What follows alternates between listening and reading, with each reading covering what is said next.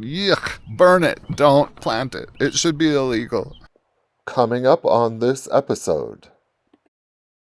However, I say let them spread. They're really delicious.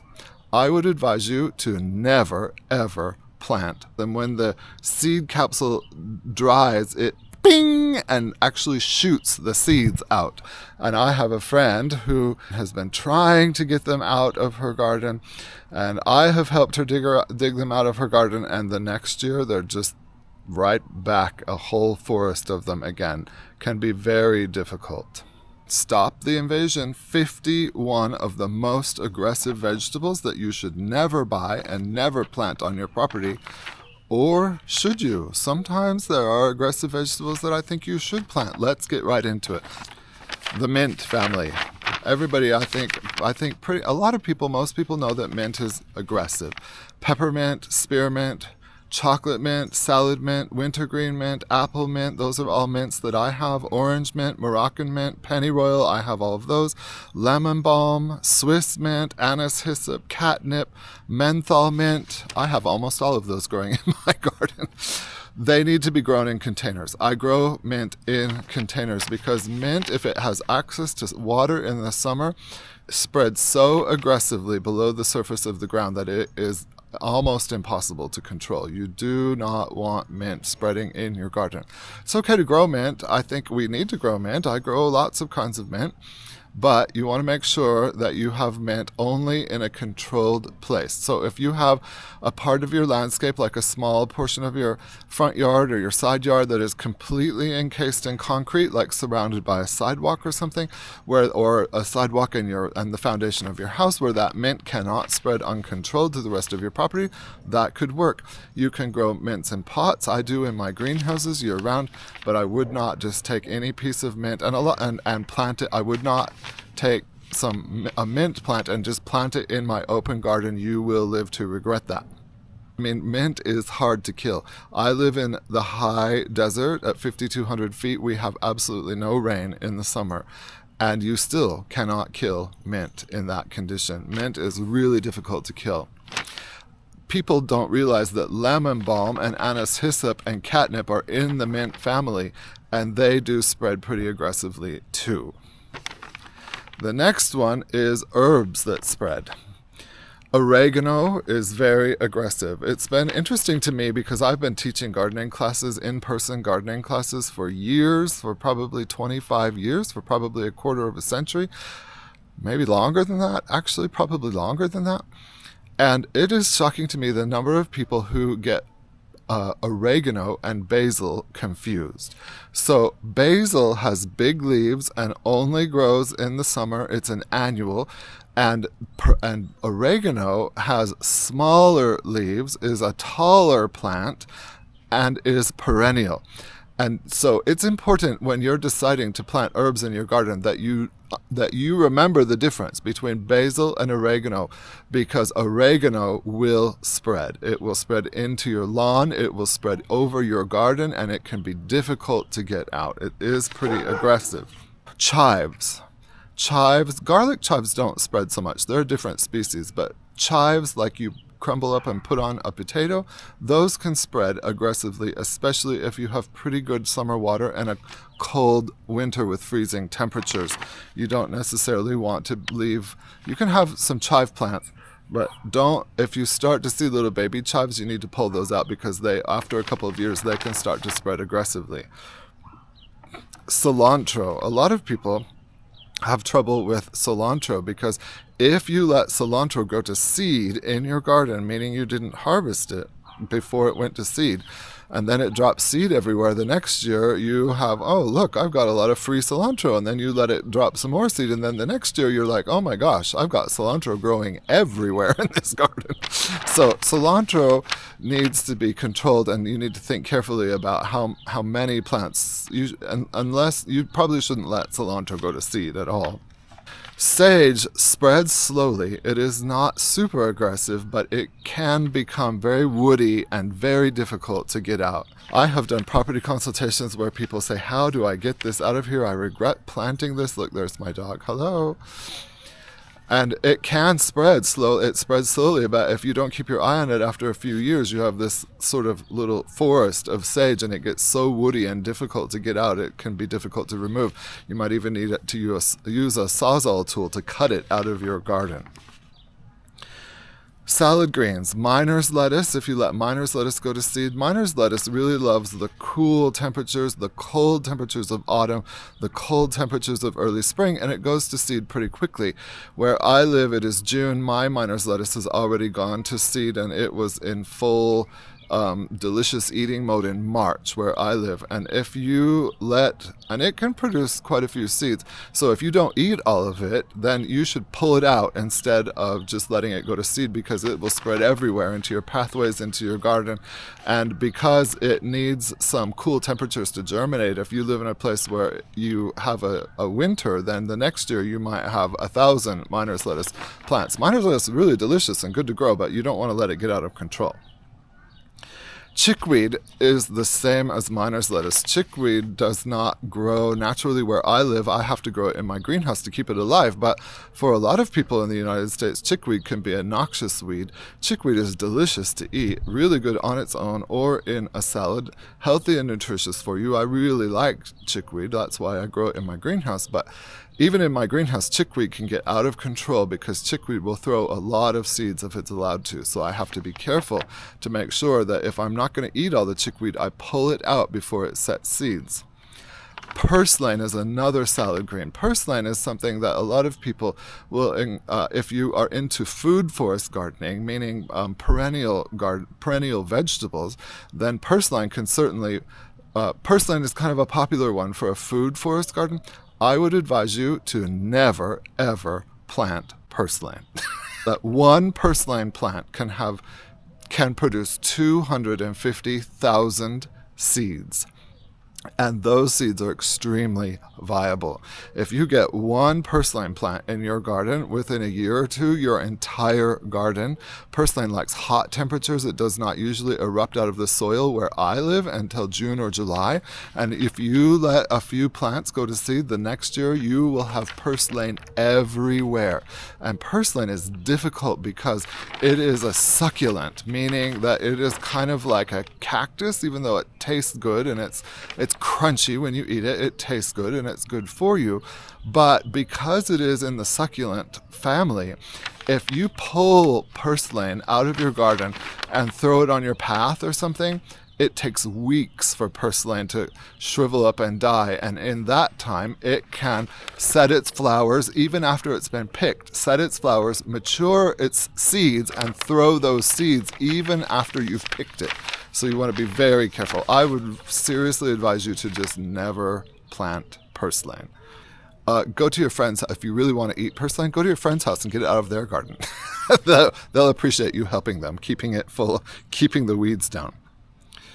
If you do pull purslane, put it in your burn barrel, put it in your trash can, put it or bury it. Don't just let it sit and go to seed, because it will. The next one is goutweed. Goutweed does not grow natively where I am, but it is another one of those crunchy. It kind of tastes like celery. It is not to be confused with lovage. It's shorter than lovage, taller than celery, shorter than lovage. There's my dog again. One of my dogs. And if you let goutweed spreads below the soil, and if you let goutweed start to spread, it only likes shady areas. It doesn't really like full sun areas. It doesn't have a lot of drought tolerance. But if you let that go under a tree or something, it can be very difficult to get out. So I would be cautious about even allowing goutweed. If you do have goutweed on your property, look at my video about how organic ways to take care of your weeds, because there are options in there that will definitely help you. Oxalis. Some people have never heard of oxalis. It kind of looks like a four-leaf clover and people get excited. Oxalis is another plant that grows in full shade. It likes cool temperatures. It does not have any drought tolerance. But if oxalis is like on the north side of a house or the east side of a house or in your garden or in your lawn, in the shadier areas of places on your landscape, oxalis can absolutely get out of control, especially because oxalis actually throws seeds up to like 6 feet. It has a little mechanism. When the seed capsule dries, it bing, and actually shoots the seeds out. So oxalis is not joking around. It will spread everywhere. In fact, I have an infestation of oxalis growing underneath one of my flower bushes. I do grow it in my greenhouse, but I let it grow there on purpose, and it looks nice too. Now let's talk about rhizomes. There are some vegetables that are rhizomatous, which means that they spread below the ground instead of above the ground. Some rhizomes do both, spread below the ground and above the ground, and vegetables that spread below the ground can be very difficult to stop. Sunchokes is one of those vegetables, also called Jerusalem artichokes. They're really healthy for you. They are a sunflower that blooms in the autumn and produces a potato-like tuber that is actually much healthier than a potato. And I have grown sunchokes for years in my garden, and I enjoy eating sunchokes too. But if you do not keep sunchokes in a contained area, they will absolutely spread out of control. In fact, they're so aggressive that in some states they are illegal. In my state, they're not going to grow out of control because we don't have enough summer moisture. But if you live in a place where you have some rain in the summer, probably sunchoke, unless it's in a container, is not for you. Horseradish is another that will spread below the ground, and although horseradish doesn't look like it, it is actually a rhizome, and it will spread everywhere, and like bamboo, it is very difficult to get out of the ground once you've got it going in there. So if you're going to grow horseradish, do it like I do, grow it in a container. There are two self-seeding spinaches that can be very aggressive. They're good, they're delicious. I grow them both in my garden, but they can get out of control if you're not careful. The first is orac spinach. People are often astonished about how easily orac spinach will plant itself in the landscape. If you let it go to seed the next year, you can have orac spinach all over. I don't mind it as long as it doesn't get out of control. I let it grow. I let it plant itself every year. For many years, it has planted itself every year in my garden. If I have more than I want, I pull it and I eat it, or I feed it to my horse, or I feed it to my guinea pigs or the rabbits. If you have too much, you need to pull those while they're young instead of waiting until they've gone to seed. Strawberry spinach is kind of in the same game, except that the birds will also help spread strawberry spinach. Strawberry spinach is a really delicious variety of spinach that also produces berries that kind of look like raspberries and taste like strawberries. And mine are just in maturity right now, and they're delicious and they're so easy to grow. But when I say they're so easy to grow, what I mean is that if you don't keep an eye on them, they will spread because the birds will come and eat those berries off of the spinach plant. You eat the leaves just like regular spinach, and you eat the berries, but the birds will come and eat those berries if you don't, and then they will poop out those seeds, and they have tiny little seeds in them. The berries have tiny little black seeds in them, and then they will spread around your property, and then a couple of years later you'll be like, where did all this strawberry spinach come from? Now, don't get me wrong, strawberry spinach is definitely worth growing. Strawberry spinach roots can be difficult to pull if they are allowed to get too large. You want to pull them while they're young. There are berries that can get aggressively out of control. I have lots of different kinds of grapes growing here, but grapes can grow 40-foot vines right up a tree. In fact, every year my grapes grow right up and over the top of my apple tree and onto the fence we share with our neighbors. And you can cut it, but it's not so easy to, once it has clamped itself all over the top of a tree and onto a fence, it's not as easy to get that vine taken off of there. Goji berries can grow absolutely out of control. You want to kind of put goji berries in a semi-arid place of your garden. You don't want them to have water as often as the rest of the garden, and I would advise you to keep them in a container because they can absolutely get out of control. And I have a friend who has been growing goji berries and has been trying to get them out of her garden, and I have helped her dig them out of her garden, and the next year they're just right back, a whole forest of them again. Can be very difficult. Ground cherries. If you've never eaten ground cherries, you are missing out. Ground cherries they're actually a ground cover, and they grow low to the ground, and they produce a fruit that kind of looks like a tomatillo, meaning that it has a paper husk around it, and when the paper husk turns brown and dry, then the ground cherries are ready to eat. And they look like cherries, except they're orange, and they taste kind of like pineapple and oranges, and they're delicious. They're one of my favorite things. They're not ready to harvest until in the autumn, but they will spread themselves if you don't harvest all those ground cherries. Those ground cherries will drop to the ground. They can get out of control. They're not too hard to pull out, but if you let them get out of control, they will spread. However, I say let them spread. They're really delicious. There are some root vegetables that we have in the garden that we have to keep a careful eye on because they will absolutely get out of control. In my garden, one of the biggest one is Egyptian walking onions. Egyptian walking onions actually form bulbs at the top of the onion, and then when the onion is dying, the bulbs, the heavy bulbs fall to the ground and plant themselves and sprout the next year. And I have an out-of-control section of Egyptian walking onions that needs to be ripped out of part of my garden. And onions are not necessarily easy to kill off because onion bulbs will absolutely survive the winter and sprout themselves in the spring. And it's not just Egyptian walking onions, it is also perennial onions, also called potato onions, and a lot of shallot type onions, like some of the smaller red onions. They will just spread and expand and kind of they're not going to spread 40 feet in a year like some aggressive plants, but they will definitely spread over years of time. Radishes can plant themselves everywhere and will go absolutely wild if you let radishes go to seed in your garden. So harvest your radishes and eat them. If you don't harvest your radishes, pull them out when they start to go to seed and put them in your compost. Do not let them drop seed all over because they will easily spread all over your property.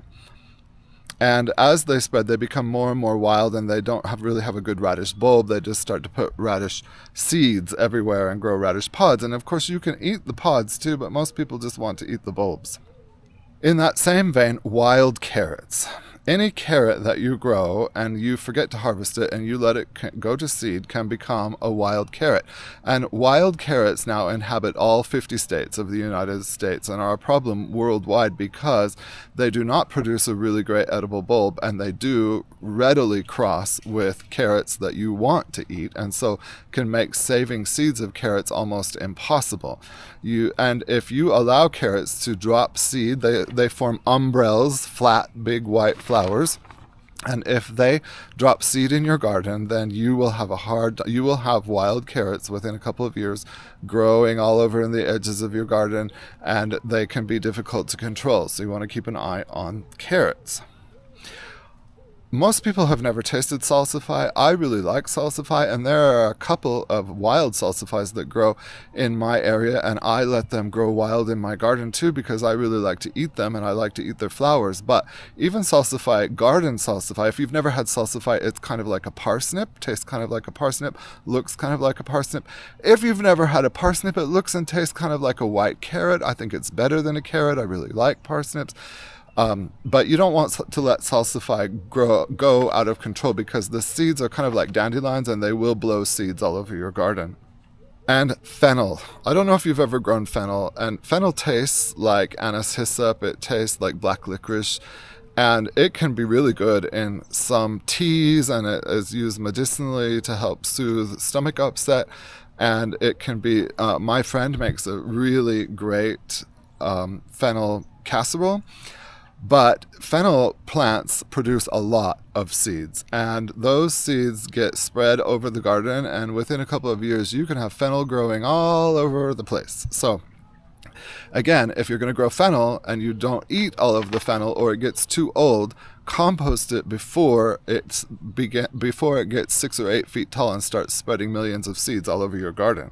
The next category I want to talk about are food forest plants. Food forest plants are perennial vegetables that people plant so that they can, it's a garden concept where you can have a forest of food that is easier to take care of. One of those vegetables is stinging nettle. Now, wait, I know. Stay with me. You think I'm crazy. I actually have a lot of stinging nettle that growing in my garden. I use it a lot for medicinal purposes. I have a quart of nettle tea every single day to control my allergies. But people put nettle in a food forest because nettle is a complete protein. And nettle leaves have between 25 and 35% protein in the leaf and have been eaten since time immemorial, have been eaten as long as people have been on the planet Earth because they are a complete protein and so healthy for you. And if you cook them, they don't sting at all. That said, nettle can get out of control and has gotten out of control at my house. There is now a forest of nettle growing in part of my garden, which is okay because not only do I harvest it, so do my friends, but now the nettle is coming up in my blackberries, the nettle is coming up in my shade garden, and it is growing in my greenhouses too, and I have to go and pull that out. And if you let nettle get too established, it needs to be pulled out while it's young, while you're wearing gloves, of course. But if you don't pull it out while it's young, it can actually be difficult to pull out. Celery is another food forest plant. If you have a wet and semi-shady place in your garden or greenhouse and you put some celery in, you can harvest celery almost 365 days a year. It is one of my favorite greenhouse plants. A lot of people like to grow celery where their water tap in their garden is, because every time you turn on and off the tap, any excess water can go into the celery, and that makes the celery really happy. The celery is going to seed in the middle of summer. Right now, mine is going to seed.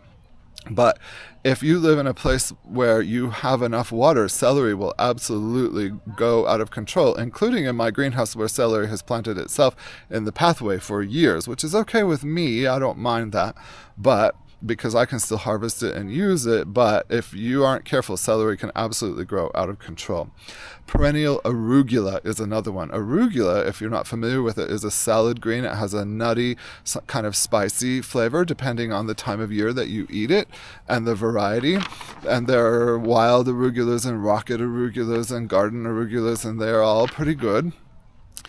Especially in the cool weather, they taste really good. But if you let arugula go to seed, it will absolutely spread all over your garden. It is a heavy seeder, and it will spread. So either eat the arugula or pick it and don't let it go to seed and compost it. Kale is another plant, especially the smaller kale plants. Depending on your climate and your microclimate where you live, kale can absolutely get out of control if you let your kale set seeds. So I wouldn't let your kale set seeds. Just eat it or compost it. Don't let it, because one kale plant can produce tens of, a lot of thousands of seeds. You can get a lot of seeds out of one kale plant. And you don't want those to just drop all over your garden, because the next year you're going to have a lot of kale growing everywhere. Lettuce is also a self-seeding plant. Heirloom lettuce especially is a self-seeding plant. And you may not mind, and I don't mind having some lettuce self-seed in my garden, but if you let too much lettuce go to seed, it can get out of control, and that's just going to cost you work to have to get it back under control. So either eat your lettuce or compost it or feed it to one of your animals or give it to your neighbors or donate it to one of the food shelters or offer it to your church group or a school group, but you can give lettuce away. Escarole is another plant that is not as fast growing. Escarole is actually a true chicory plant, and it's a form of chicory, and just like chicory, it can spread out of control if you let it. Tomatoes and squash, two more. You and I both know, if you've been gardening for a while, you know that if you don't harvest all the tomatoes at the end of the season, which can kind of be impossible to do, because by the time, there might be 1 million cherry tomatoes in your garden, especially if you have a big garden like I do. There might literally be 1 million cherry tomatoes at the end of the season, and when the frost comes, you never know when the frost is going to come, and all of a sudden there are these ripe tomatoes that are no longer any good, and we don't immediately get them out of there, and they kind of drop their seeds through the winter, and the next year, lo and behold, there are little tomato plants sprouting everywhere. And if they were not heirloom plants, they're not going to be true. If they were not heirloom seeds originally, they're not going to be true to type.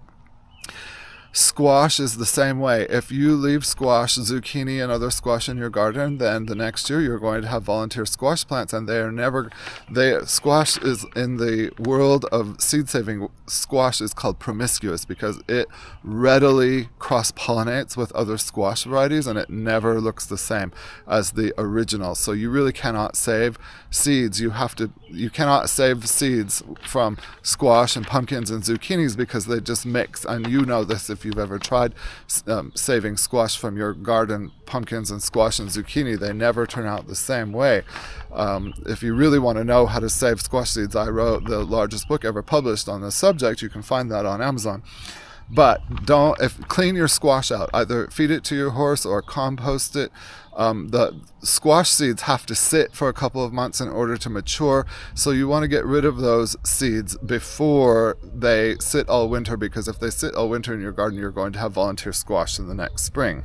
Part of the problem with volunteer squash is you can't tell it from the squash that you meant to plant, and so then the volunteer squash, which is not really going to be great squash for you, is not really going to produce, certainly not going to produce the same way that it did the year before, and now it's all growing in the same places where you planted your squash, and you can't tell the two apart, and so it starts to be a mess. Burdock. Not very many people in the United States grow burdock, also called, I forgot what, gobo, also called gobo. It's more of an Asian vegetable, but burdock has very deep roots and can absolutely get out of control if you allow it to overwinter. So if you do grow burdock, don't let the plant overwinter. You have to cut it off at the growth plate. If you're not sure about that, then you can look at my video about how to organically kill weeds. There are 3 kinds of berries that can get out of control, and in fact, in some states, you're not even allowed to plant berries. Where I live, in the Rocky Mountain West, we have to plant blackberries if we want blackberries because there's not enough water and outside of a garden for them to grow naturally. But blackberries, raspberries, and strawberries, if they are in a well-watered garden, will absolutely spread everywhere and can be very aggressive. Blackberries are probably the least problem out of all of these. Raspberries can spread very aggressively, but that is, in my view, not a bad thing because you can give those extra plants away to your friends and family. And then strawberries, you'd think, well, great, I want my strawberries to spread, until you have 1 million strawberry plants. They can absolutely get out of control. Some varieties of strawberries spread far more aggressively than other varieties of strawberries. So be careful and do a little research before you decide what to plant in your garden, and you don't want to have to spend all of your time on your hands and knees thinning your strawberry bed every year. There are types of strawberries that don't have to be thinned at all. If you're interested in more information about that, leave a comment down below and I could make a video if people want to hear about that. Okay, that was our last one, but I have a bonus plant for you, and that is pasture grasses. Be very careful. If you are a person who has livestock animals or horses, and you go to a farm store or online to get a pasture grass seed mix to plant, it will probably have Rhizomatous quackgrass seeds in it. Don't plant it. Rhizomatous quackgrass is one of the most aggressive, horrible, invasive plants, and you do not want that anywhere near your property. Where I live in the Rocky Mountains, it's already spread everywhere. It's absolutely too late. It was brought here by the settlers for their livestock animals because it is impossible to kill because it is a rhizome, which means that it spreads underneath the ground. One single plant of quackgrass can be miles in size, and I am not exaggerating about that. A single quackgrass plant can be miles in size. And I'm talking about square miles. So you can do everything you want to try and kill it, but it will not die because it is such a big plant, and it grows so fast and it spreads so quickly and aggressively underneath the ground. So if you get a seed mix that has quackgrass in it, yuck, burn it. Don't plant it. It should be illegal. That's everything. Thank you for joining me on this video, and I will see you guys in the next video. Wait, before you go, take a look at my seed saving book. I believe this is the largest seed saving book that has ever been published. Stop wasting money on store-bought seeds and create a garden you can truly call your own with easy to follow instructions for lettuce, beans, corn, onions, and much more. You'll soon be creating your very own heirloom plants that will keep your garden growing strong and your family eating well. Learn how to save only the best from all of your vegetables and create a wealth of seeds your family can use for years to come on Amazon.